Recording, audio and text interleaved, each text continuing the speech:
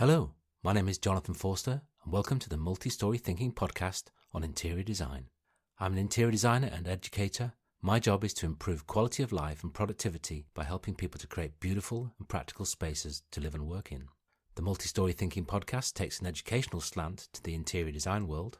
If, like me, you are curious about how things are done within the industry, how people got their breaks and how they've developed their careers, and get some top tips and advice, then this is the podcast for you. So sit back, relax, as we help unravel the mysteries of interior design.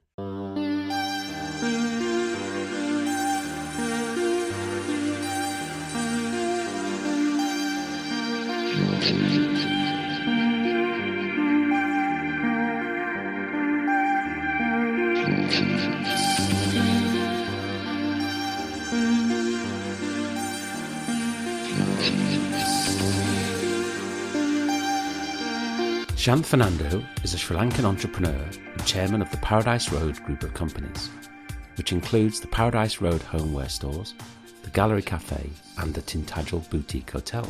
The Paradise Road stores feature homeware, serveware, décor, objets d'art, souvenirs and more. All products are curated and designed by Shanth Fernando. Locally made items are manufactured by independent craftspeople, ensuring the sustainable growth of the Sri Lankan art and craft industries. I met Shanth at the Gallery Café in Colombo with my partner Monica in October 2024 during a visit to Sri Lanka to teach interior design at the NSBM Green University.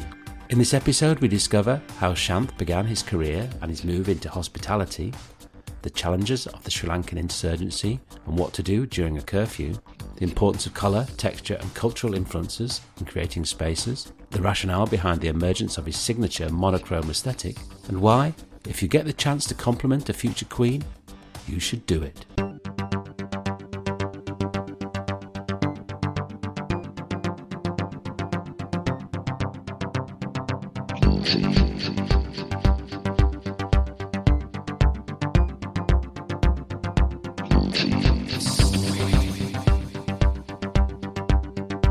She wanted me to be an architect. First she wanted me to be a doctor. Then she wanted me to be an architect. So then when she passed away at the age of, when I was 15, I even won a class prize on that year. And then I thought, is she here? You know what I mean? And then when I was 19, my father passed away. Okay? And then we had, everything was nationalized in this country. My father left me my inheritance for me to get at the age of 25. My father died, I had no roof over my head. So I ran away to India. When I was there for 6 months, because my uncle was the principal of Madras Christian College, and they loved me, and they knew that I was creative. So I lived in the house, and I came back and I had no roof. My sister had a little hotel, or a guest house called Lake Lodge, of 16 rooms. She needed a manager. So that was the entry into hospitality. Hospitality, yes. So at the age of 20, I became the manager of a guest house, right? But today, which would be called a boutique hotel. Yeah. And there I was decorating it. My paintings were put up. I was decorating the space, and that was actually my foundation. The first job that I ever did in my life was in advertising. I hated it because there was no electro set, there were no computers, everything had to be done by hand. And the biggest customer that the advertising agency had was Bata, you know, the shoes. Yes, yeah. And then all I had to do was keep drawing this bloody Bata logo. Right? By hand. By hand. You were using all these instruments, but by hand. So, fine, I hated that. And that's when I went off to India. Yes. Then I came back and I ran this hotel. After a year and a half, I decided I wanted to do it on my own. So I went and rented, much to discuss with my sister, I went and rented a house in Mount Lavinia of 5 rooms. And got together with some friends and as partners and opened this guest house and called it Mount Bay Inn. must get a piece of paper, I'm going to get something. Even the logo I designed at the time the little bit of advertising that I had. Did you have any training in design then? At No, all? God-given talent. Yes. I'm telling you. So Mount Bay Inn was my first business of my own. But I realized working with partners was awful. That was not me. You know, I have to lead the way and it's mine. I can't work with partners. Partners are meant for dancing, as I say. Right? Okay? So while I was there, it was a terrible time in Sri Lanka because there was an insurgency. The JVP insurgency in 1970, 71, 72. And I had, my hotel was always full. And we used to smoke marijuana and dance Carla Santana and Simon and Garfunkel, Carol Kane, Rod Stewart's Every Picture Tells a Story, which is actually the theme of my Instagram. Okay, Every Picture Tells a Story, and that was my life. And I wanted to get away because I had no home, and I wanted to be. I had a craving to develop as a human being. And then, while I was there, I had these guests who came, and I got really friendly with them. Naturally, when I was smoking marijuana and dancing and going out in the middle of the night, in those days, there was curfew. It started at 8 o'clock at night and went on till 7 in the morning. And we had one nightclub called Akasakadi at Silico House. And we used to go there straight after dinner. And we stayed all night dancing till 7 in the morning, right? And that's what I was doing. And my sisters got wind of it. And they said, what is this? We heard it going on. It was very, very hard, right? They were going on night dancing with these foreigners. Because foreigners were evil, right? Yes. They were going out with these foreigners, smoking. What would mommy and daddy think? Right? Mommy and daddy? I said, they're dead. So anyway, there was a couple that sponsored me because I wanted to get out of here. I wanted to get out of Sri Lanka. I was sorry, but I'm an interview with you on Basikabaya. How did it? I liked it. You like the story? Yes, I do. Very good. So I believe in being honest in life, okay? So there we are. They sponsored me. I sent money in the black market because at that time there was no internet, nothing. So, and you couldn't transfer money because the country was, we had all these problems in this country. With smuggle and I. So I used to buy dollars from tourists and travelers' checks and put them in carbon paper into envelopes and mail them. Fortunately, this guy was honest, and he bought my ticket and sponsored me, and was my guarantor to go into the Netherlands. Yes. So, but everything is destiny. This is what I'm trying to tell you. Yeah. So there I was. I worked. I stayed in their house. I went to a language institute for 4 months. I picked up the language so quickly and so eloquently. You couldn't even believe. It's quite a difficult language to learn, though. Absolutely. Guttural, name it. Yeah.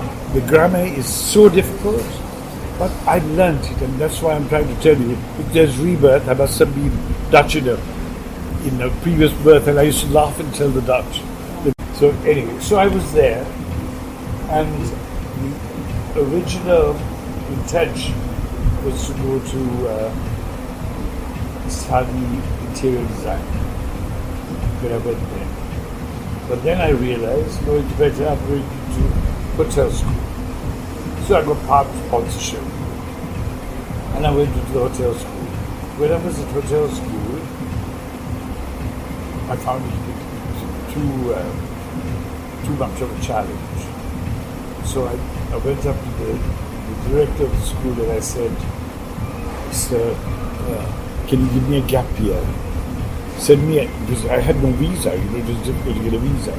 Can you put me as an apprentice in a hotel so that I could practice my language? Because you're teaching me, I was the only foreign student, and I took advantage of that, right? And they loved me because they were competing with the hotel school that was in The Hague, that was international.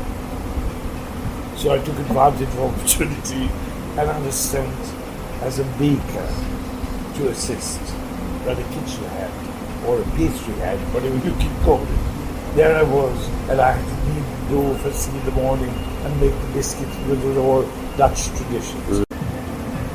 So there I was, and I went around, and I spoke to others, and I met this gentleman who was the director of another hotel. And he said, "Oh, we take apprentices too." I said, "Do you?" I said, "You know, I would love to work in front office." He said, "Why don't you come and see me for the next weekend?" I got into a train and I went there, and they offered me a job. The Hotel Pulitzer in Amsterdam, which is a chic hotel, 175 rooms. Every room is different. It's because they got hold of beautiful warehouses and converted it into a hotel owned by the Pulitzer family. God is in the details, right? Yeah. So there we are. Then they put me in this, they gave me a hotel room with everything. You know, I could go to the restaurant and eat. And I worked as a night manager finally, because it was better to be a night manager, because I used to get percentages from all the tarts that came into the hotel and the committee. Right. You see, Amsterdam is a very open city. Yes. Yeah. And we had a list of the ladies who could be not, we weren't famous, but we could offer. Admit them. Yes. Right, it's a service. Yes. And when we gave that service, the tarts used to give us 10% of their takings. And we used to get tipped by the guest as well. Right. So that was wonderful for me. Just imagine, I was only 23 years old. Yeah. And then if a guest came and went to the Beers to buy diamonds, we used to get a percentage off that as well. Right. Yes. So that's what hotel business is all about. So I was there, and then finally, I didn't tell you the story, I met my wife through those people who sponsored me. That was also key. I saw a photograph of her in their wedding album, because she was the attesting witness. Right. And my wife was German, which was working in Switzerland. And she came for a weekend, and this was love at first sight, because I had already found her in that album and I wanted to meet her. Yeah. And it ended up happening. It happened, we got married in New Zealand. Now I'm trying to tell you how life went on. From there, my wife, at that time she was my soulmate, she got a job to go to Ethiopia from Switzerland. Then she went to Ethiopia, and then I felt a bit lost. And I had a sister who had migrated with her husband to New Zealand. And I migrated, fortunately for me, into New Zealand from the Netherlands. An impossible thing, but the Deputy Prime Minister, now you can see how the world works. The Deputy Prime Minister of New Zealand was the Member of Parliament for the area where my brother-in-law was needed, where he was working in the South Island. So he helped me migrate from the Netherlands directly. Normally you had to come from your country of origin with police certificates and all sorts of things. So there I was. I went to New Zealand. Hated it. The worst 3 years of my life. God-forsaken, right? Country, beautiful. I mean, you don't have to focus your camera. You have a picture postcard. It's such a beautiful country. And I lived there, and then my wife, there were problems with Ethiopia, and Haile Selassie, and she had to go back to Switzerland, and we got engaged by name, and then we got married in New Zealand, and we lived there for a year, and I had been once because I hated New Zealand. I thought people were like this. Yeah. For me, especially. And I was working in the hotel front office, and I moved over to Australia, the United States, and she was a nursing assistant. So we went there, and we lived in Australia, where our children were born. And for 5 years, I worked for Hyatt. And after the 5 years, I started a business. Initially, my children were just being born, right? Importing toys from Europe. I had the best labels that you could think of from Germany. If you've heard of dolls, thanks to my wife, I was educated. There was things that she had as a child. Right. I went for those labels, and I used to go to the toy fair in Nuremberg, right, in Germany. I didn't have much money, but I knew how to do it. Yeah. I mean, I'll tell you, it was divine providence. You were importing toys from Germany From and Germany Europe into Australia. into Australia. But I bought the most expensive, Yes. where I had only got to import 10 pieces or 15 pieces. Yes. Yeah. You understand? Yeah, See yeah. your calendar. But as I said, I followed my intuition and my taste. I went and chose the best. And I had the agency for the best dolls that I had made in Germany called Cater Cruiser, right? And that's what my wife had as a child. So all these were in my head. And I was allocated only $4 or $5 a year. They were like hen's teeth Yes. for the whole of Australia. Yeah. So like that, I had the best labels, and I was, each time I went to the toy fair,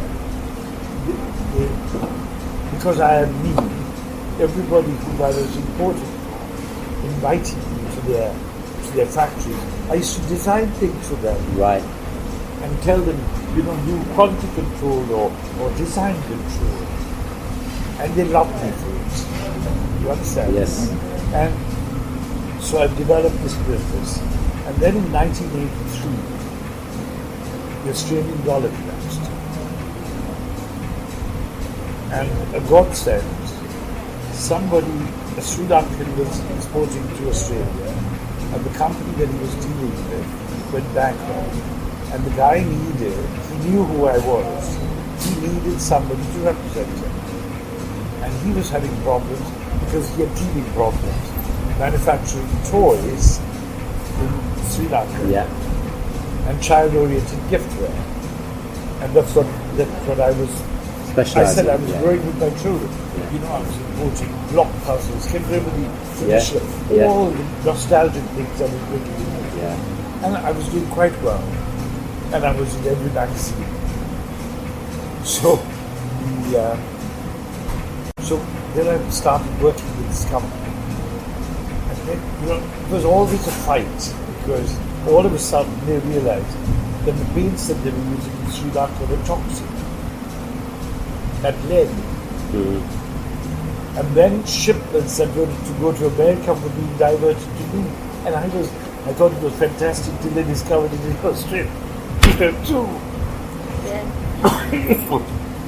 And they're stringent with things like that. Yes. And what happened was, when I started dealing with Sri Lanka, I left Sri Lanka never to return. Okay? And we lived very comfortably and beautifully in Australia. We lived in at the time I started my business. We lived in a suburb called Moscow, which is on the North Shore, with a view of the harbour, not the harbour, the Balmoral Bay. So you can see from the sunroof. It was a wonderful life. And Australia is a beautiful country. The quality of living is fantastic. Food and the lifestyle. So through my work, I was moving around with the claim of design.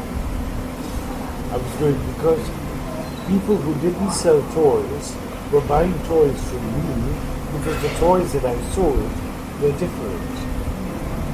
I initially started my business, sorry I forgot to tell you before, I left the hotel industry with barefoot. Barefoot? Yes. Yeah. And those mice and things were what I started my wife with the business. She went and laid the foundation for art of. My business in Australia was called Art of Play. Art of Play, yes. Yeah. Right? Yeah. Art of Play. And I even drew the little logo, the two little hands, like this, with a house, with the chimney and smoke coming out on the roadway. Like a child would draw a house. That was my logo. So Art of Play, And then, now this man who was not coming to going to come back to Sri Lanka, started coming here to design the product he was selling. Yeah. And that was the joy of my life. I was designing bookends, sort of country-style things. So this energy that was in me was being exposed. I had opportunity.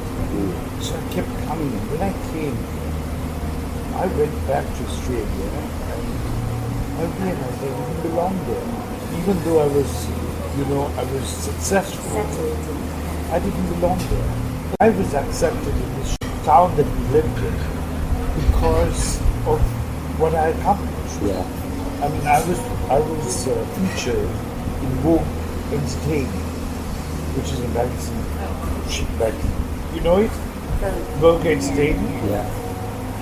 Cooking curry, rice and curry. Yes. In Australia. In Australia, and I was there in 1986 in an issue. I was with a photograph of me and my family.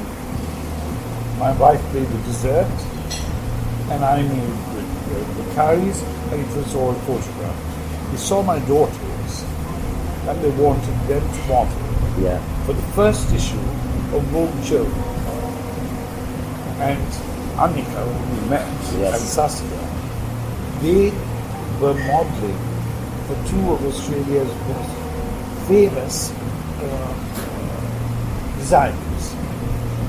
Jenny Key, right, was a half Chinese, and Linda Jackson. They modeled for them, so I allowed that. Now, if we were going to live there, I would never have allowed it, because it would have gone to their heads. You understand? Yes. Yeah. But because we were leaving, I wanted it to be a memory. Yeah. And I permitted that. And we came here, and we started. We came, I was going to run my business in Australia from here, remote control.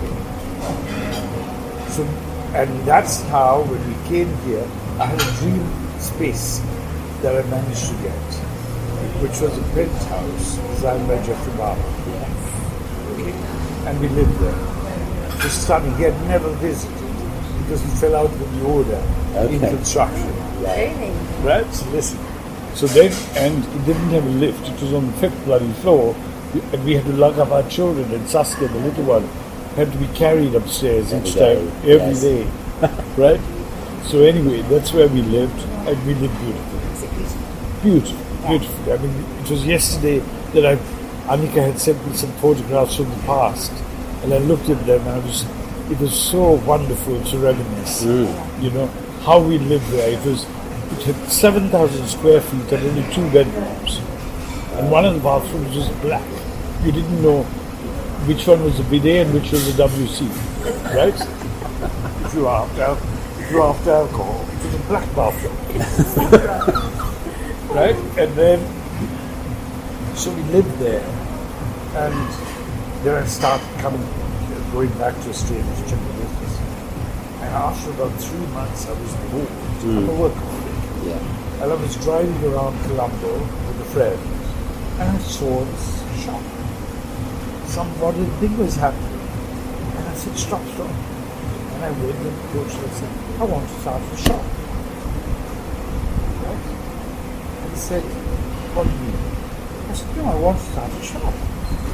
And I had the name for it as well, because one of the suppliers when I was importing from Europe was from Paris, called Jour d'Aujourd'hui from Paris.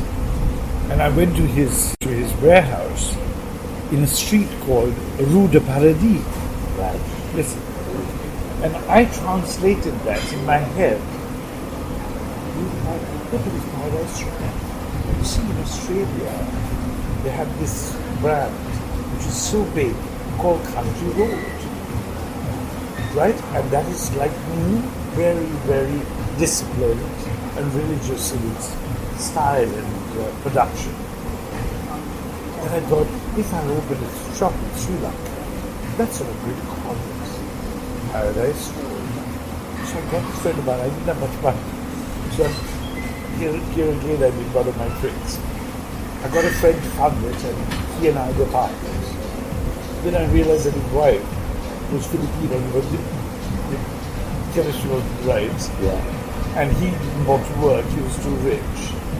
Okay, he wanted to be, in Sri Lanka they call them sleeping partners, but silent partner. Same thing. Anyway, and he was a bloody sleeping partner, and he was not my sleeping partner. But anyway, and he was silent partner, and didn't work. After a year, I gave him 25% of his investment, and I took over. Totally, and I've been going on for 37 years. Yes. Every single product that you see at Paradise Road is designed by Shanth Fernando. Every product. Yeah. I don't allow anybody. They can influence me, but they can't select me. They can inspire me. And I have a saying that I keep repeating. Imitation is flattering. Duplication is obscene. Yes. Now, if you look here, the chair, that was an inspiration from somewhere. You know, I have a great eye for observing and registering. So this computer is more than an apple. All through my life, even when I lived in Europe, I used to go to the design stores. Color meant a lot to me. And when I came to Sri Lanka, I became monochrome. Because having lived, you see, to me, barefoot's colors don't work. Because it's a coordinated Scandinavian look in a country where the sun doesn't shine. Yes.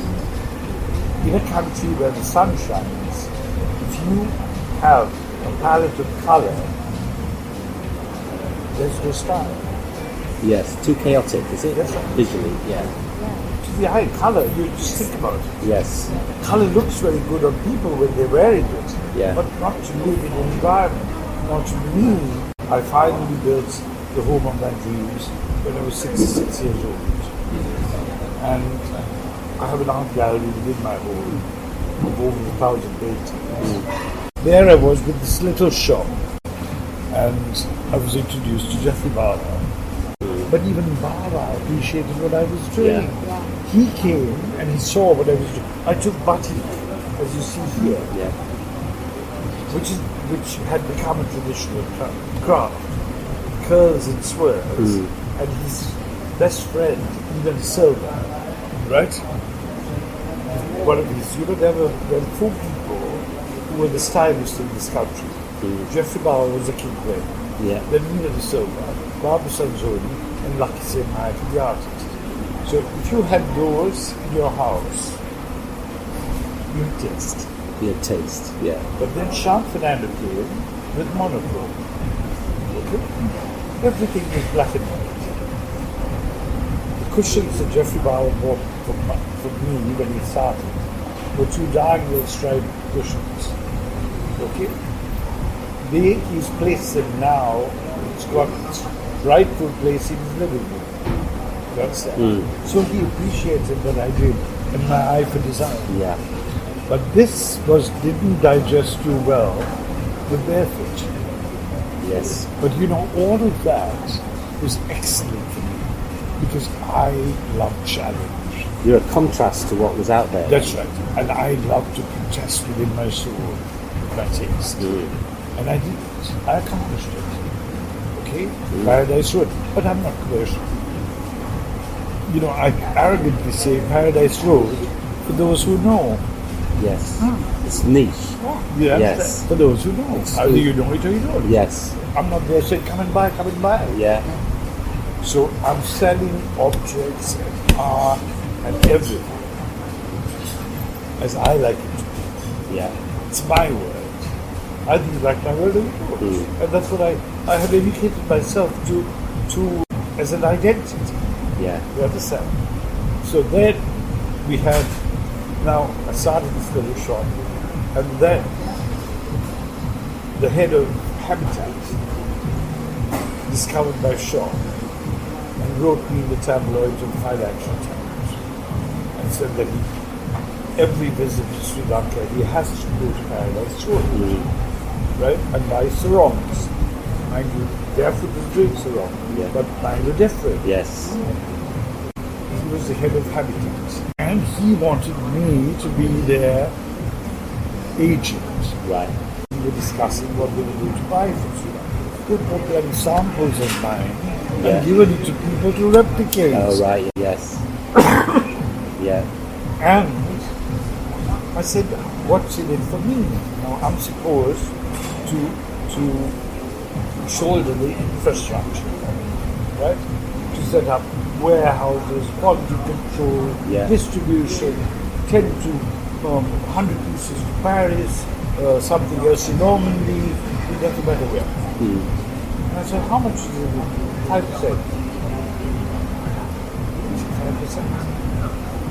5%. Oh, but for your habitat. He said, sorry, on Paradise Road. Yes. You weren't impressed by the That's habitat where I stayed. name. So, I mean, that's where, but because of them, I enlarged my school. Right. Because to receive these people, they were so shy in my little shop that I looked for another space and got the big store that belonged to a family connection. Yeah. And that was a house that was going to be demolished. And I preserved it. Yes. And created that, which became a style in Colombo. People were taking hotel and went in search of a bungalow after that. Yeah. And converted it. Yeah. And all of that. So I set a ball rolling, you understand? And with that, I went and opened little stores elsewhere. So as I told you now, Jeffrey Barber, by coming to my shop, became an acquaintance. I never called him a friend because if I was a friend, I won't be here. You don't need business with friends. You understand? An opportunity knocked and I was able to get this space. Much to the disgust of Barbara Santori, that drove him to a stroke. Because she called him a traitor. Because I'm a Johnny come lately. So I didn't belong to the set.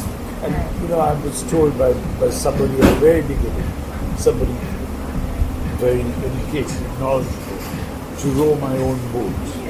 Right. Not to join them because they'll pull you down. Yeah. And that's a Sri Lankan tendency. If everybody is going up in the world, they pull them down. Did they see themselves as a creative elite? They do. Yeah. They still do. There are people in that group, including Baba's so-called disciples, who think that they are the know-all to design. But they come and copy me.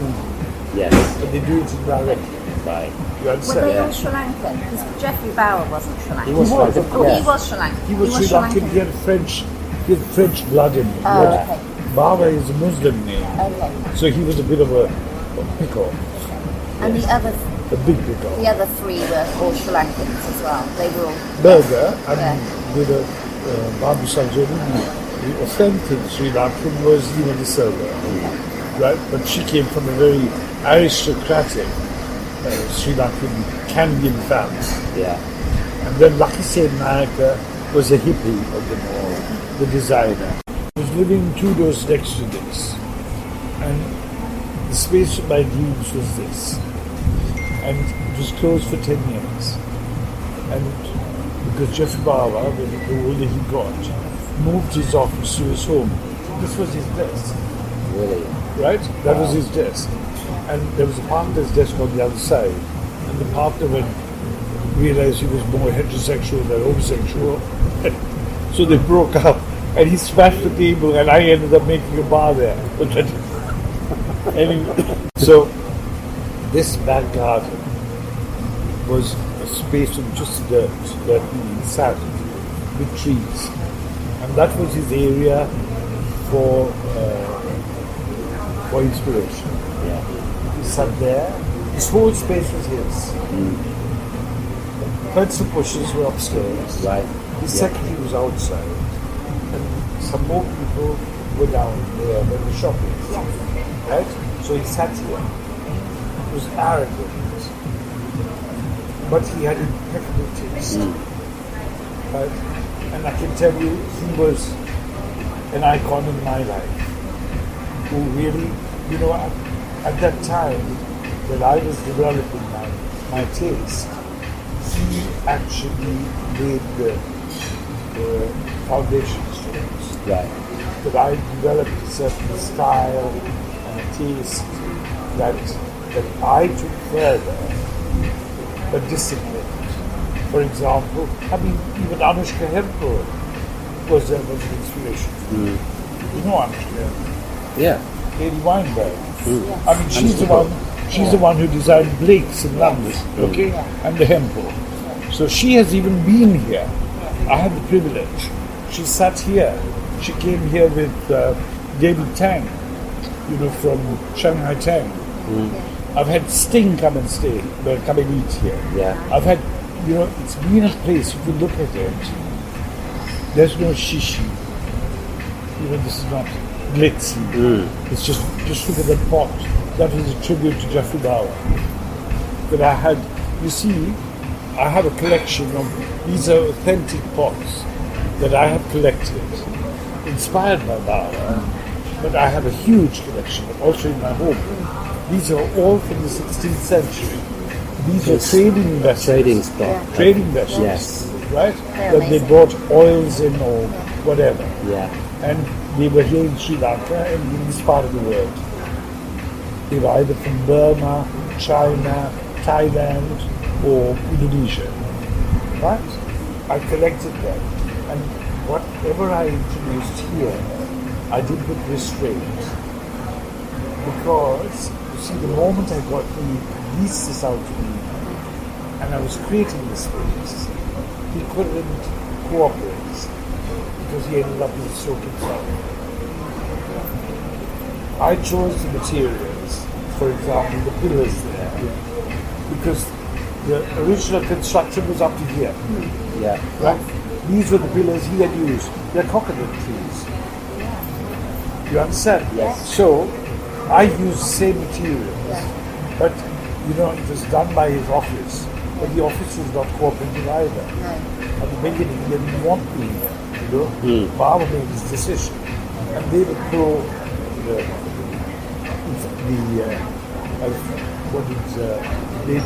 establishment. Yes. Yeah. I think the lady died in the establishment. They were from the establishment. They gave me a not a very strong construction because they designed it. Yeah. And anyway, it was constructed at a very rough scale. The trusses that you see in there, the trusses that the roof is on, right? I had bought before I came to Sri Lanka. Who had even thought of this? I found it at a demolition site, Right. bought it, and I paid more for storing it Yeah. than The price itself. what I paid. Yeah. When Baba actually placed the pavilion where it is, and he said he told his office how it should be set. And so they did the drawing, and they put the pillars, right? Before they put the pillars, I said, I have trusses, right?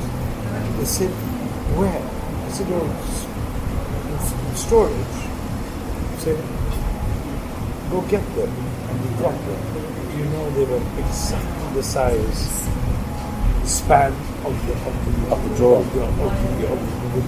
So there are so many stories I can tell. That's amazing. That were magical. Yeah. And that's They're meant Burma to be. teak from the Dutch. It's from the British period. The trusses are from the Navy mess. Right. Okay. Yes. Yeah. So that was demolished, and that is where they came from. Right. So that is what holds the roof. Now, after a year, they gave me a temporary building. And I was living, I told you, 3 doors next, in the middle of the night, in September. I heard a sound. It was raining. And then something told me something went wrong. And I had a call from my station manager. At 9:30 in the morning, he said, "Sir, you wouldn't believe what has happened." I said, "What?" Pavilions collapsed. This whole thing, like a set of dominoes, fell down. No. And the eave of that roof was at the center of this. I'm telling you, it was all theatrical, but true. And one of the rafters, outside rafters, I had a sculpture of the man on the ground. He must see them. Mm. But I will show you. And his head was just like Oh dear. I didn't take photographs of this. But anyway, these are all stories of my life. Yeah. And my wife helped me. She was a good cook. She did all the desserts in this place and have stayed for 27 years. And she and I both love food. I've been in hotels. There was a wonderful fusion in our home. I would eat Sappatorta, I would eat Spätzle, I would eat Dutch barmy goreng. You understand? Yeah. All of this that ended up on the menu. Yeah. So, and the menu hasn't changed for 25 years. 80% of the menu is as was. Yeah. Because I believe, again, as a traveler, when I travel, I go to restaurants and love restaurants. And I go back to what I ate before. Yeah. When I go to Paris, and I did go for my show, go often to Paris, and I go to particular restaurants, to particular things. If they don't have it anymore, I'm never going back. Don't go. Yeah. So that was the logic by which I kept a signature menu. Maintaining And that tradition. maintained it. Yeah. And the kitchen, the cooks would get better. Practice. Yeah. It's perfect. Yeah. You understand? So I've had very few complaints in all this. It is one of the most awful businesses to be in. Because everybody knows better and their mothers cook better. You Yes. know? Yeah. Then why the hell don't you eat your mother's food? Yeah. Do you understand?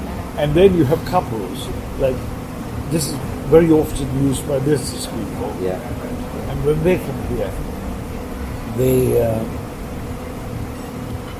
go into, for want of stories to tell their wives when they get home, they talk about this restaurant they went to. And they say, why don't you take me, why don't you take me, right? So finally he brings a wife, and they come and sit here, and they don't know how to order.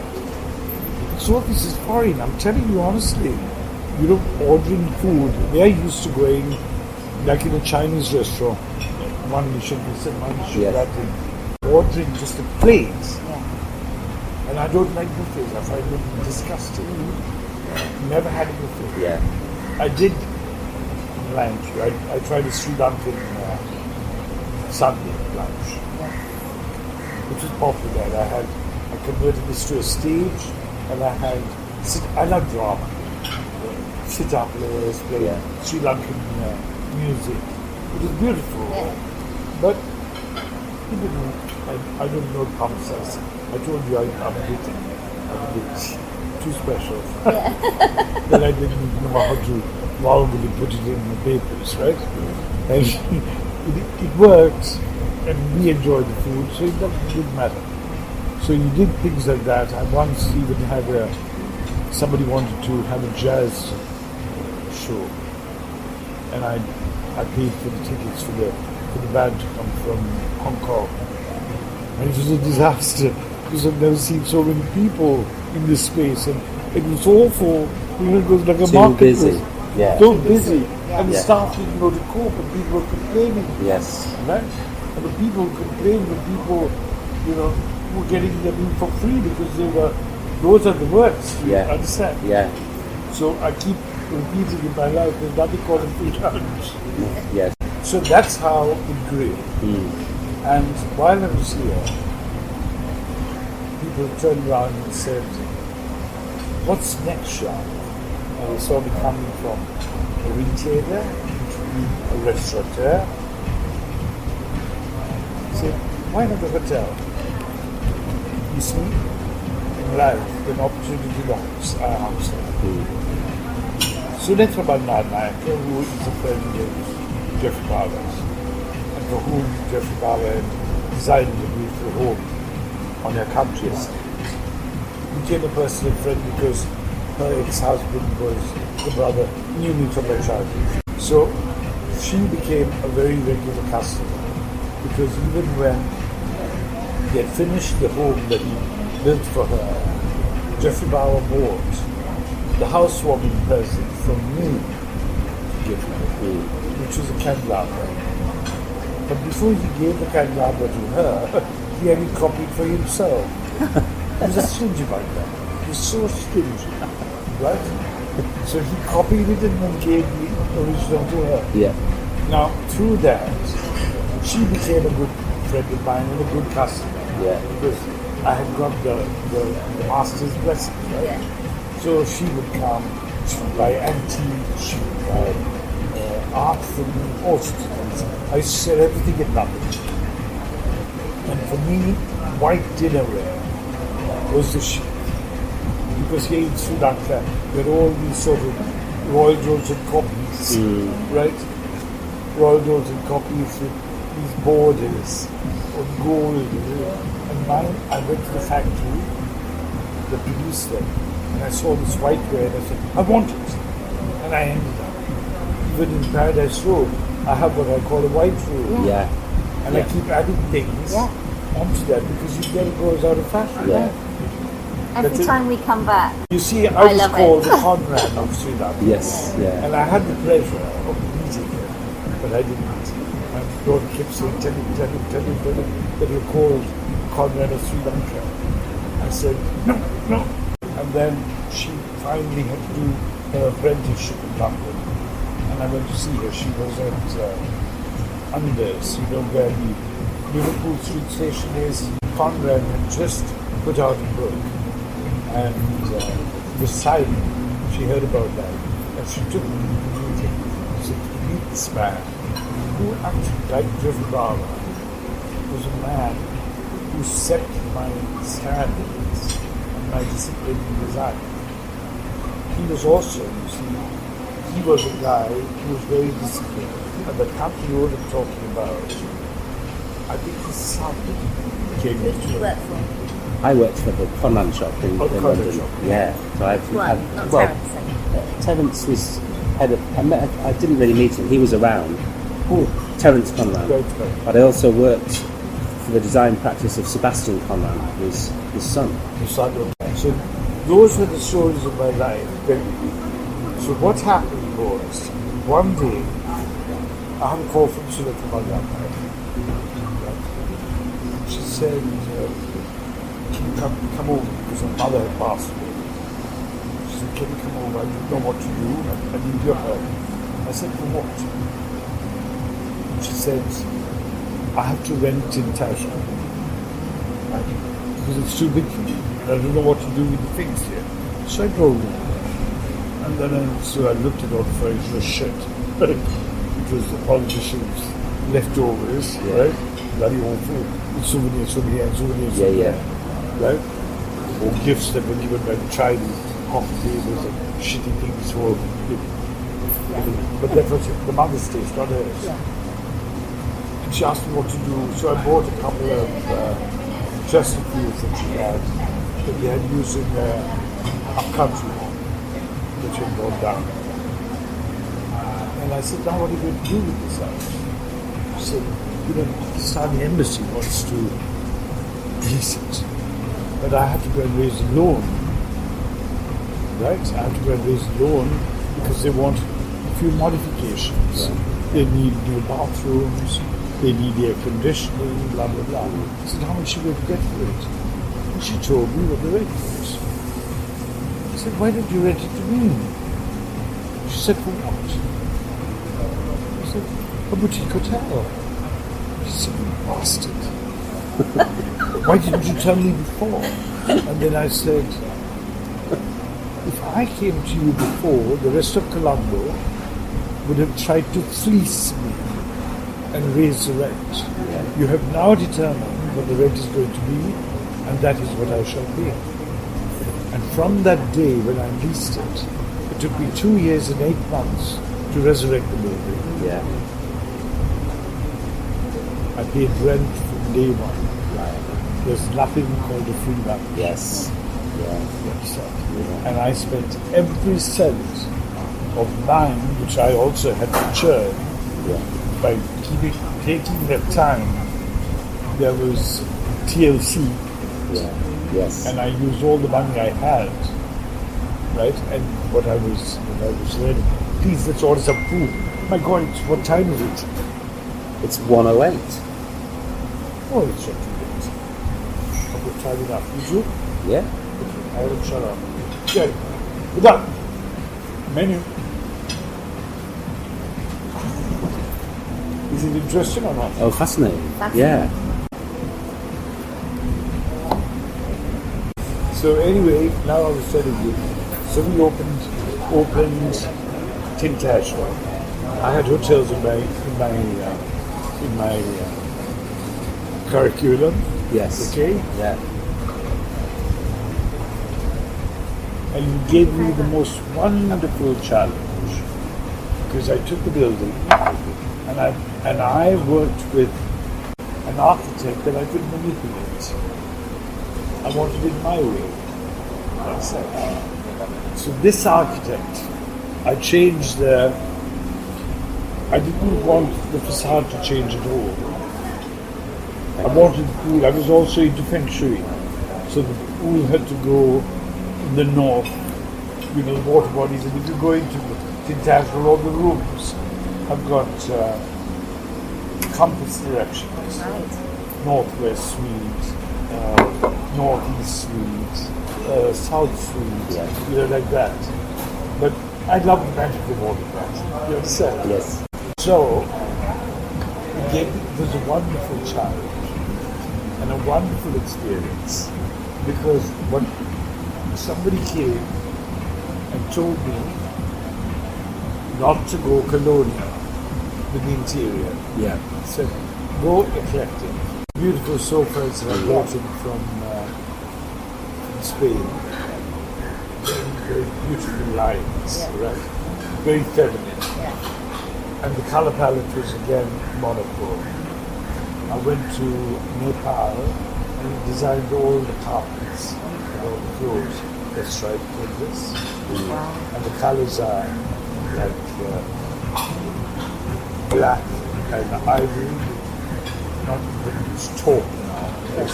I found this first lot was a bit difficult to maintain ivory. Yeah. So it became taupe. Then I have grey and black. I have milk chocolate and cobalt combination. I have white and ivory. I have ivory and silver. I have ebony and ivory. All the suites in different color, right? And we ended up having 10 suites. That's all. And a pool. And some of my art collection there. So it was wonderful. I mean, I went to Paris and I bought chandeliers. I went to Holland and bought a traditional Dutch Flemish chandelier. It's in the. I bought a beautiful mirror from Paris at the flea market that had just come from the chateau in Marseille. One of those rococo mirrors. Again, same period, but Napoleon did. And I have candelabras, beautiful. And details, subtle details. But, I mean, I've had people like, Clooney come and stay with me. I've had, what's his name, who was Prime Minister Blair, and Tony Blair and his wife's name. I mean, lots of people have said it. Right? But when Prince Charles came to stay, they wanted it to be they wanted the space to themselves. Yeah. And I was not allowed to. I said, this is a very bloody hotel. Don't you come with your bloody protocol. I was there. I mean, I welcomed him. And one evening when she came down, and she came the first time she wore Queen Mary's crown, right? Yeah. For the gala. Yeah. Dinner. Yeah. And she came, it was like watching something from I don't have a lift. And and she had to walk gently down the stairs. It was like watching some ghost coming down, right? And Balancing the thermometer. and she was wearing this sky blue long dress, and the hairdresser. She came down, and the staff were waiting there to watch. She went past me, and then I said nothing about protocol because I don't want to do any party. So when we finished, the hairdresser said, I said, "Oh, she looked quite stunning, right?" Which she did. Yeah. I said, "Why didn't you tell her?" I said, "I didn't be there." She said, "Which woman would you like to be admired?" Even Camilla. Yeah. Yeah, I said. Yeah. And then a little later, his Charles walked down. And he saw me and he said, "You're still here?" I said, "Why not?"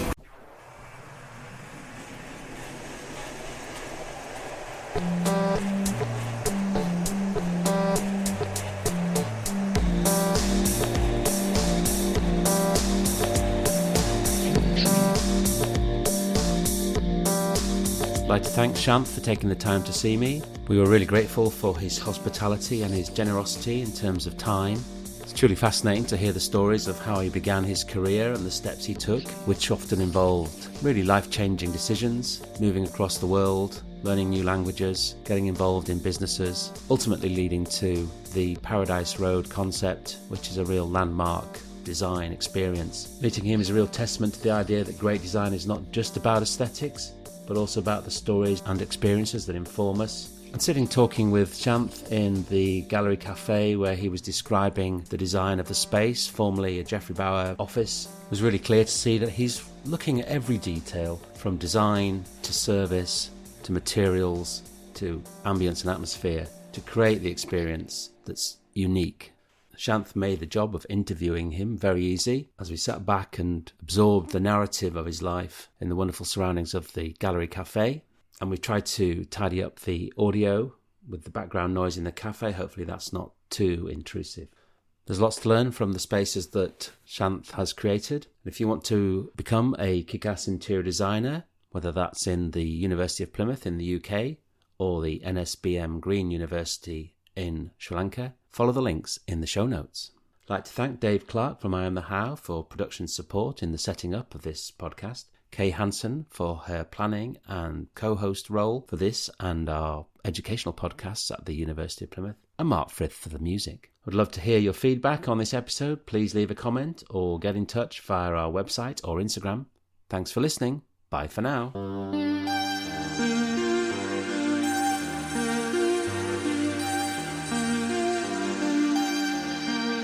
Thank you.